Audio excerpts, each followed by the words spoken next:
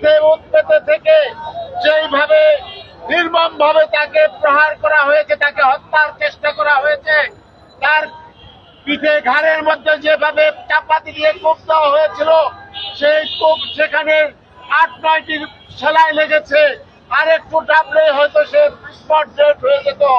আজকে এই হত্যা, এই আক্রমণ আমি মনে করি পরিকল্পিতভাবে হত্যাকাণ্ড সংগঠিত করার জন্য এই আতাউর রহমান মুকুল, আবু কাউসার আশা এবং সৌরভের নেতৃত্বে, মোস্তাকের নেতৃত্বে, রাজীবের নেতৃত্বে এই ঘটনা ঘটানো হয়েছে। এবং তাদের সাথে যারা ছিল সবাই আওয়ামী লীগের নেতাকর্মী, জাতীয় পার্টির নেতাকর্মী। তাদের অবিলম্বে গ্রেপ্তার করতে হবে, তাদেরকে দৃষ্টান্তমূলক শাস্তি দিতে হবে। আজকে আমরা বলতে চাই, যারা যদি দলের, আমাদের দলের কেউ থেকে থাকে, আপনারা জানেন যে আতাউর রহমান মুকুলের নিজের কৃতকর্মের জন্য দল তাকে কেন্দ্রীয়ভাবে তাকে বহিষ্কার করা হয়েছে।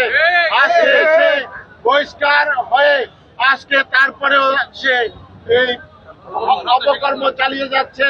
আজকে বিভিন্ন জায়গায় বিএনপির নাম করে বিভিন্ন জায়গায় চাঁদাবাজি, টেন্ডারবাজি এবং দখলদারিত্ব মানুষকে মারধর করছে, যার কারণে আজকে নারায়ণগঞ্জের মানুষ তার সাথে বিএনপির কোনো সম্পর্ক নাই, তার সাথে বিএনপির কোনো সম্পর্ক নাই, তার সাথে বিএনপির কোনো সম্পর্ক নাই। তাকে অবিলম্বে গ্রেপ্তার করতে হবে। প্রশাসনের প্রতি বলতে চাই, বন্দর থানার প্রশাসনকে বলতে চাই, ওসি মোস্তফা সাহেবকে আমি টেলিফোন করেছি, ঘটনার সাথে সাথে আমি ফোন করেছি, কিন্তু উনি ঠিক মতো সেখানে যায় নাই এবং তাদেরকে রক্ষা করার চেষ্টা করে নাই। আমরা যতটুকু জানতে পেরেছি, প্রশাসনের এর মধ্যে কিছুটা ইন্ধন ছিল। যারা এই আওয়ামী প্রশাসন রয়েছে বন্দরে, তাদেরকে অবিলম্বে প্রত্যাহার করতে হবে। তাদেরকে 24 ঘন্টার মধ্যে তাদের কথা আহ্বান জানাচ্ছি। আজকে যারা গত 15 বছর মানুষের উপরে স্টিম রুলার চালাচ্ছে, এই প্রশাসন তাদের আঙ্গুলিতে চলবে, সেটা হতে পারে না।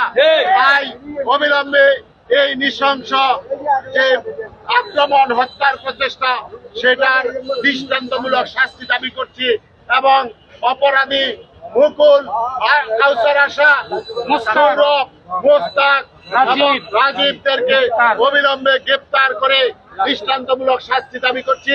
এবং আজকে আমাদের আবু আলী সুখ খান টিপুই শুধু নয়, আমাদের 20-25 জন নেতাকর্মী সেখানে আহত হয়েছে। আমাদের সদর থানার সভাপতি মাসুদ রানা আহত হয়েছে, আমাদের 12 নং ওয়ার্ডের সভাপতি সেক্রেটারি সাইফুল ইসলাম বাবু এবং মুন্না সহ অনেকেই আহত হয়েছে। আমরা বলতে চাই যে আমরা শান্তিপূর্ণভাবে নারায়ণগঞ্জে থাকতে চাই, নারায়ণগঞ্জের মানুষকে শান্তি দিতে চাই, কিন্তু তারা এই নারায়ণগঞ্জের পরিবেশ উত্তপ্ত করে এবং যারা ত্যাগী নেতা কর্মীদেরকে বিতাড়িত করে, তারা আবার সেই আওয়ামী লীগের আমলে যেভাবে লুটে পেটে খেয়েছে, সেই লুটের রাজত্ব কায়েম করতে চায়। এটা নারায়ণগঞ্জবাসী হতে দেবে না, তাদেরকেও প্রতিরোধ করা হবে। তারা বিএনপির কেউ না।